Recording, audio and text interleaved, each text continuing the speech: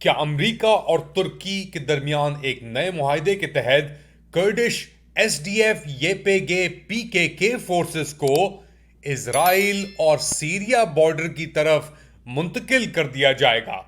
Late Ali show you के इस episode में आप सबको खुशामदीद। Do like, subscribe and share this content. बात शुरू करते हैं जो सीरिया में तेज रफ्तार तब्दीलियां आई हैं। ओवरनाइट 2 हफ्ते के अंदर पूरा निज़ाम तब्दील हो गया। बशार अल असाद साहब बाहर, हयात तहरीर शाम इन प्ले है अब, और इसराइल ने जो एक सबसे ऊंची चोटी है हरमैन की सीरिया में, उसके ऊपर भी कब्जा कर लिया है। ट्वीटें मार रहे हैं उनके अकाउंट्स, अब ये हमारा हिस्सा है, अब सीरिया का हिस्सा नहीं है, इस तरीके से।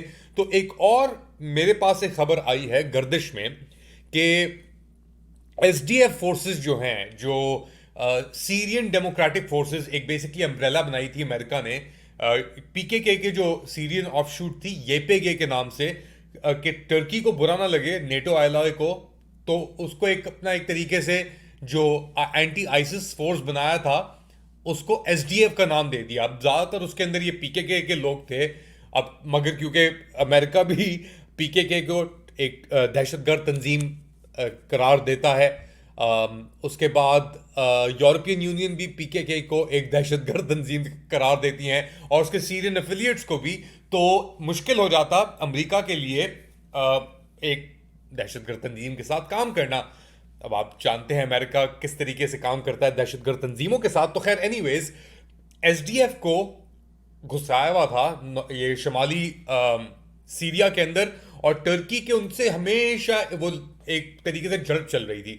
और इसी सिलसिले में टर्की घुसा था जराबलुस के थ्रू, और वो यूफ्रेटिस के नीचे आया था, और मानबिज पे ये लोग घुसे हुए थे, और अभी तक वहां बैठे हुए हैं ये कर्ड्स और एसडीएफ के लोग।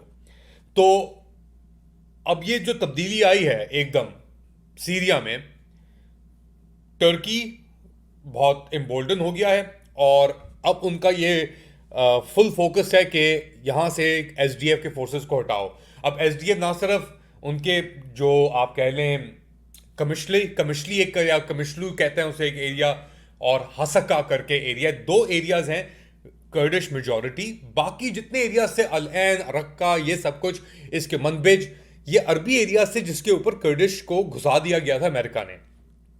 तो अब हयात तहरीर शाम की मुदाखलत, यानी इतनी बड़ी विक्ट्री के बाद, और एक नई एक तरीके से एमनेस्टी स्कीम्स भी चल रही हैं, बहुत सारी चीज़ों पे बात हो रही है, नई गवर्नेंस स्ट्रक्चर की बात हो रही है।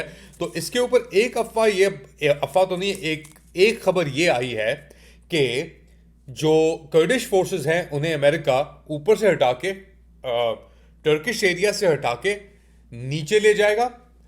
यहाँ पे एफएसए, सुल्तान मुराद और टर्किश पीस कीपर शायद एम्बेड होके इन एरियाज के अंदर आ जाएं और टेक ओवर कर लें। जैसे रक्का का एरिया है, वो दोबारा जो वहाँ पे काउंसिल है, अरबी काउंसिल है, हयात तहरीर शाम है, जो भी ग्रुप है वो ले ले उधर।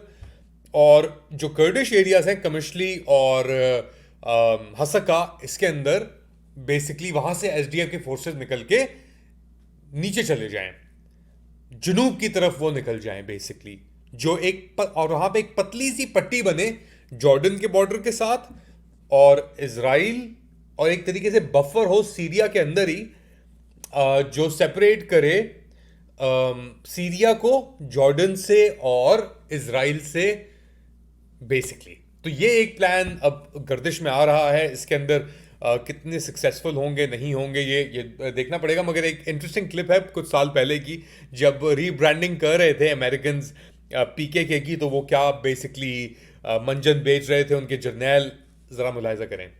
Formerly called themselves the YPG, who the Turks would say equated to the PKK. You're dealing with a terrorist enemy of mine. How can you do that, ally? So we literally played back to them that, hey, you got to change your brand. What do you want to call yourself besides the YPG? And with about a day's notice, they declared that they were the Syrian Democratic Forces. I thought it was a stroke of brilliance to put democracy in there somewhere, but it gave them a little bit of credibility.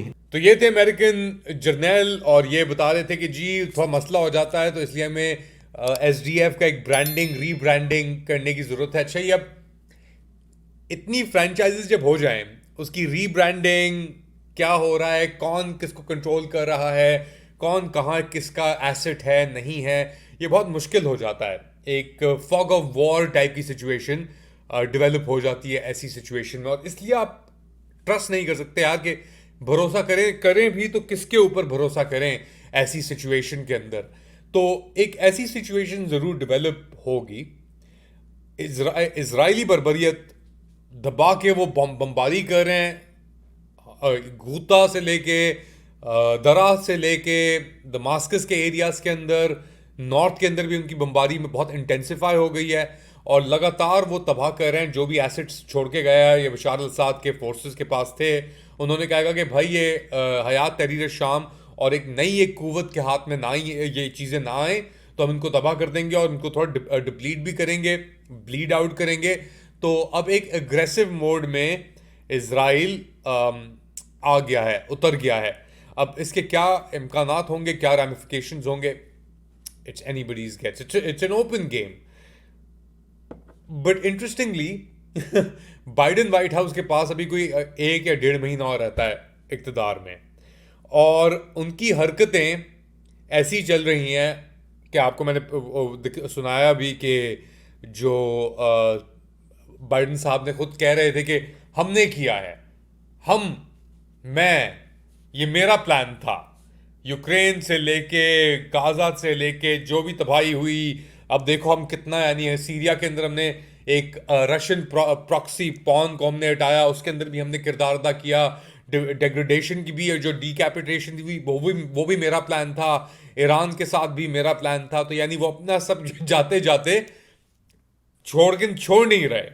और इसके ramifications अगर देखे जाएं पूरी दुनिया में एक तरीके से आ रहे हैं, जो ये बाइडेन साहब का एम्बोल्डन बनाया ना। फॉर एग्जांपल ज़ेलेंस्की साहब पहुंचे हुए थे अभी पेरिस, ये नोटर डेम की ओपनिंग हुई थी।